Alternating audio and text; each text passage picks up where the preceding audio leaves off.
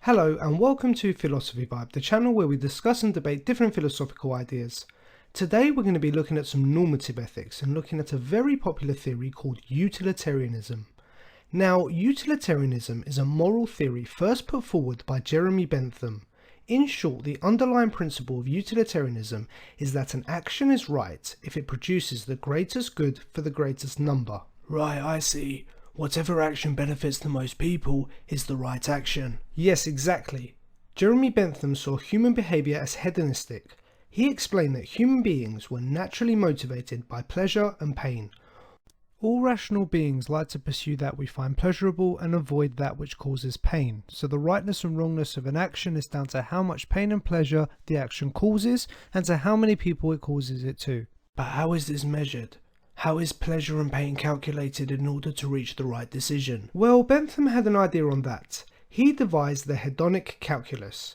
He would weigh up the pleasure and pain of a situation by focusing on 7 things: its intensity, its duration, its certainty, its propinquity, its fecundity, its purity, and its extent.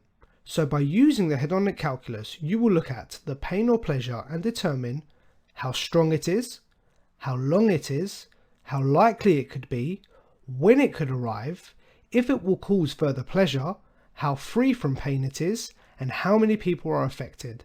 By looking at all of this, you can calculate the right action to choose. Okay, this seems like a common sense view to ethics. Promote the most pleasure to the most people. Yes, Jeremy Bentham's view is known as Act Utilitarianism. Each actions we take should be to promote the greatest good to the greatest number. These are the right actions to take in life. This works very well in solving moral dilemmas.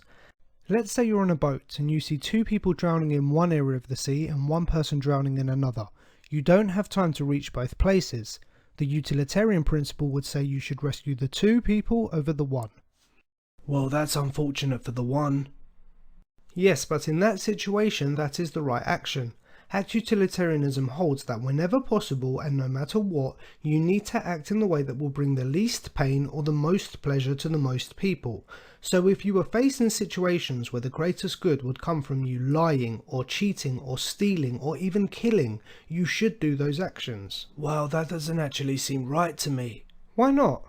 Well, firstly, it can allow for any action to take place as long as it generates the greatest good for the greatest number. So for the utilitarian, even the most vile, evil actions can be acceptable if they generate the most good. Yes, but if they generate the most good, what difference does it make what the action is? Well, a good action as the Act Utilitarian understands it is that which promotes the most pleasure. Let's imagine 10 sadists to have captured an innocent person and they are torturing him. What if the pleasure the 10 sadists are getting is outweighing the pain the 1 innocent person is getting?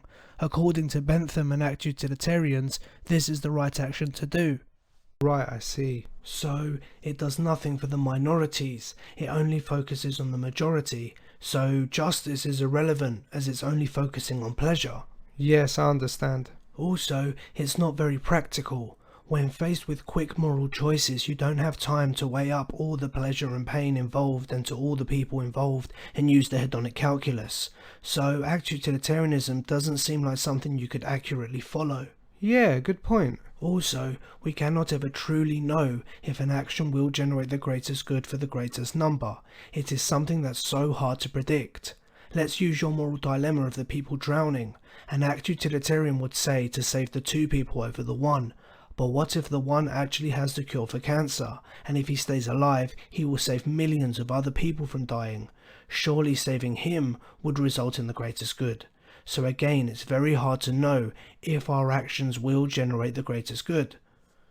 Okay, well I actually think utilitarianism can overcome a lot of those problems by steering away from Act Utilitarianism and focusing on Rule Utilitarianism. What's that?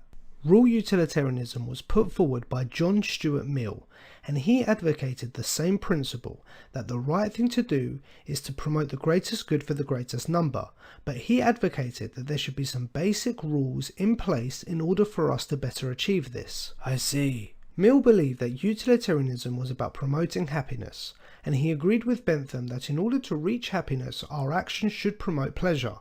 But Mill argued there were two different types of pleasures. There is a lower type. These are bodily pleasures. Then there is an even better type, a higher type. These were pleasures of the mind, and happiness needs mental pleasure a lot more than bodily pleasures. So Mill claimed we cannot just live our lives promoting bodily pleasures. He argued that it's better to be Socrates dissatisfied than a fool satisfied. So if as utilitarians we agree that pleasures of the mind are more important than pleasures of the body, this would effectively deal with the problem of the sadistic torturers, as their pleasure was just a lower level, so it would not outweigh the pain of the victim. Yes, that's true. Mill then goes on to say that in life, promoting happiness is the most important thing, but there should be rules in place in order for people to achieve this. We need to have a set of rules in place that everyone should follow, and these rules need to be geared towards promoting the most happiness to the most people. This then solves the problem of Act Utilitarianism, as there would be rules in place to stop people doing evil actions, no matter what the circumstance. And as people, we have time to think morally and assess our society in order to create the rules. With these rules in place, if everyone followed them all the time, it would lead to the promotion of happiness for the most people, and no one should ever look to break the rule, no matter what personal gain they might get. The rules must be obeyed no matter what. But then rule utilitarianism runs into its own problems. What problems? Let's suppose we create a rule. You should never lie. The majority have decided this is a rule as they feel people should always be honest. Let's say one day an innocent person runs into your house. A few minutes later you get a knock at the door and there's a psycho standing there. He wants to kill the innocent person and asks if they're in your house. If rule utilitarians have said you can never lie, you then have to say yes to the psycho and let him kill the innocent person. Do you think it's right in this situation to tell the truth? No, I don't. Well then, rule utilitarianism can't work all the time. Well, why don't we take a soft rule utilitarian approach and we say that we generally keep to the rules but break them when it's necessary? But that is basically Act Utilitarianism, as you are judging by each actions, and although a rule may be in place, you can break it when you think it's the right action. Yeah, I suppose. So I don't think that can work. Okay, I think utilitarianism may be able to work if we took a preference utilitarian approach. What's that? Preference utilitarianism claims we should not be concerned with trying to maximize pleasure as Act Utilitarianism and Rule Utilitarianism did. Instead, utilitarianism should take into account the preference of all individuals. We look at what's in people's best interests, and our moral actions should be based on maximizing the chance that everyone's preferences are satisfied. Yes, but this is still too difficult to calculate in all moral situations.